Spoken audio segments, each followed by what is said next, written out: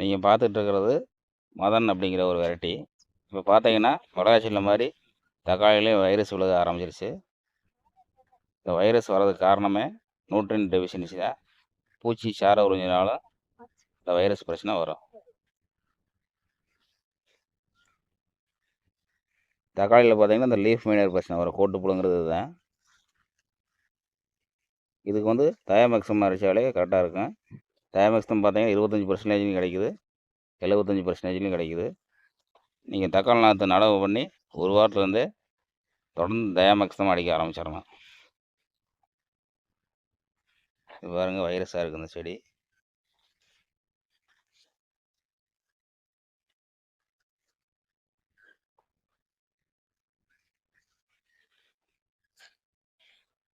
இந்த காட்டிலையும் வைரஸ் விழுந்துருக்கு, ஆனால் கண்ட்ரோலாக இருக்குது. இது ஒரு காடு போட்டிருக்காரு பாருங்க, பந்தல் தக்காளி. வெயில் காலத்திலே மதனை வந்து நல்லாவே பந்தல் தாண்டி வந்திருக்கு.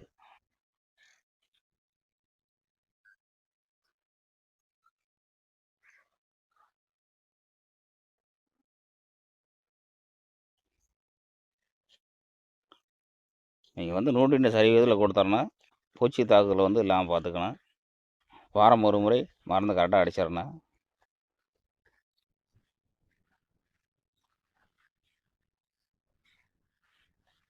பொதுவாக விவசாயத்தில் காடு வந்து களை இல்லாமல் இருக்கணும்.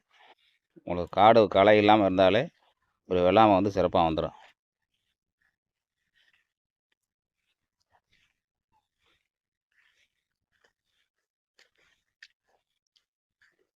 இதுக்கு வந்து நீங்கள் மெட்ரிபோசன் ஊசி புழு இருந்ததுன்னா கோயிலப்போப்பு அல்லது பிரபா கோயிலப்போப்பு இந்த மாதிரி யூஸ் பண்ணலாம். இல்லை எனக்கு வந்து மண்ணை பாதிக்காத கெமிக்கல் வேணும் அப்படின்னா குளுக்கோசினேட் அமோனியம் யூஸ் பண்ணலாம். அது வந்து மண்ணுக்கு கீழே இருக்கக்கூடிய உயிரினங்களை வந்து கொள்ளாது, மண்ணுக்கு விஷமில்லாத ஒரு ஹெர்பிசைடு குளுக்கோசினேட் அமோனியம். இது எல்லா கம்பெனியும் வந்துருச்சு. இப்போ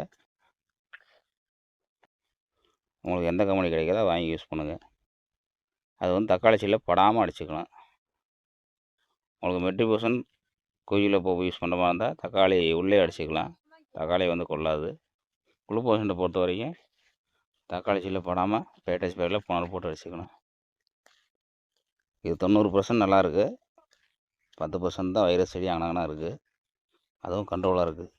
விண்டோஸ் கம்பெனியில் வரக்கூடிய மதன் அப்படிங்கிற ஒரு வெரைட்டி. இது பெரும்பாலும் நான் பார்க்கக்கூடிய காடுகளில் களை கட்டுப்பாடு கரெக்டாகவே இருக்கும்.